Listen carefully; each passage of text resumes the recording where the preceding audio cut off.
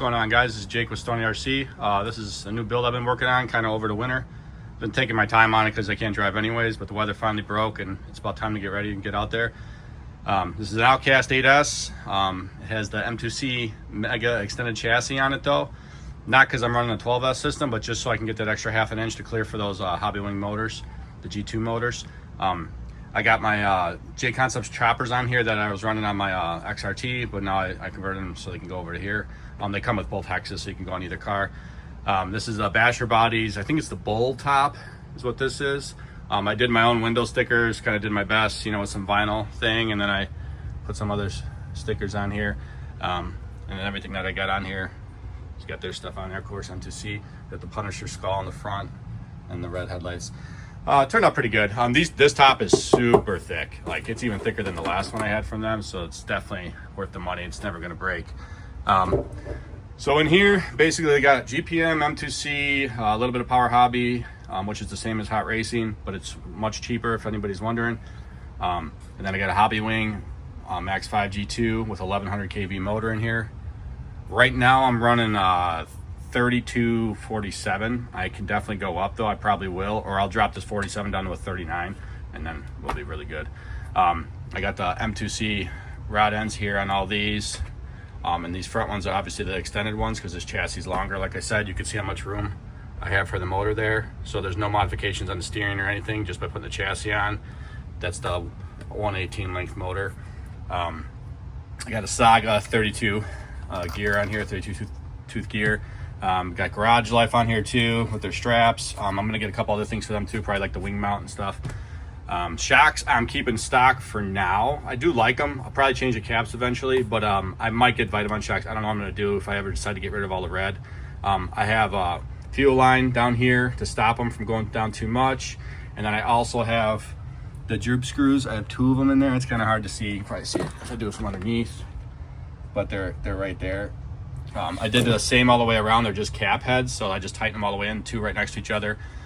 So yeah, so anyways, because I have the Mega drive shafts from M2C as well. So these are like almost 9mm in the center.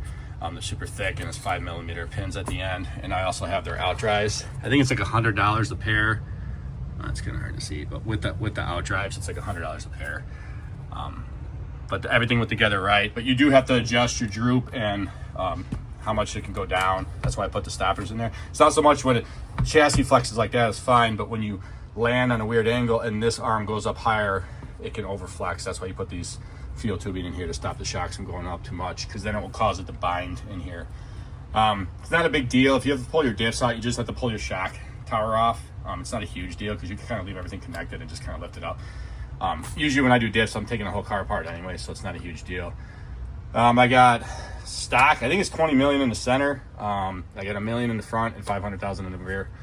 Still stock gears on the inside, but I did do GPM diff cups, so, and the front and back, I think they're like $30 a piece. It wasn't that bad, but everything fit nice from the stock stuff, fit right in there. Everything felt right. Shimming, I didn't have to do any, just left the stock shims. This is the newest version of the RTR. I just bought it as a rolling chassis though. So no top, no tires, you know, no electronics. Everything else is stock on here. I did do GPM hexes on here, but I couldn't use the nuts, the capture nuts it came with, because these J Concepts, the bolts are in the way, like the ring on it's too big, so I had to run a stock hex on there. So it looks okay though, silver and red. Trying to get rid of some of the red. The Power Hobby parts I have on here is this steering top plate here and all the steering linkages down in there. It's all Power Hobby. I got all that for the price of one top plate from Hot Racing, and I'm telling you guys, it's identical. Go to Power Hobby's website. The same manufacturer makes it for Hot Racing and them. They just changed the name. It's identical. All the pieces are the same, and it's like half the price to get this. You get everything together for the price of one Hot Racing piece. Got a GPM servo saver on here. I did have to do some modifications with my servo because it was too far this way to get everything lined up, so I had to cut my receiver box down and kind of move everything down in and everything like that, and I got it all done, and I sealed it up with some hot glue and put it back together, so all these bolts would still line up for this M2C mount for this ESC. That's screwed in from the bottom. That's an M2C mount in there. Worked perfect. Everything on here M2C was like beautiful. GPM was pretty good too.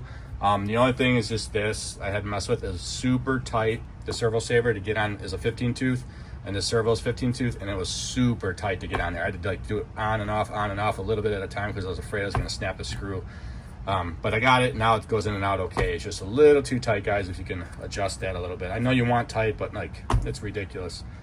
Other than that, yeah, like I said, I got the Mega Chassis for the Outcast on here. I really wish they would just make it so it's an 18-inch wheelbase. So there it is right there. It's a beautiful chassis.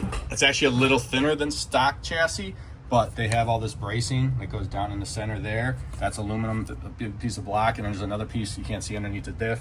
And then there's actually a piece of steel right down in there that goes down the middle here. I can kind of show you. It's down in there.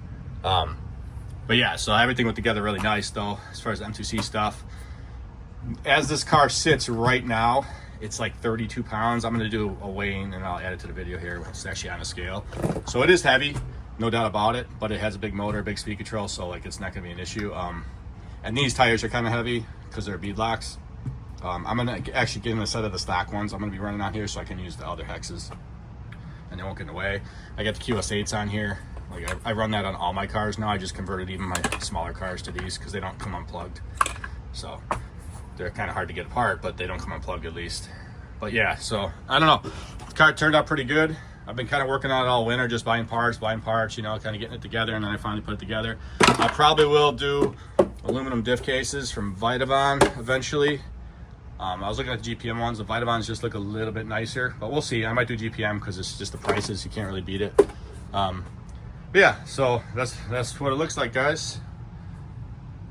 It's a monster, so it should rip. Like I said, I might have to adjust that spur gear to the smaller one, the 39 tooth, but it doesn't come with it anymore like it used to.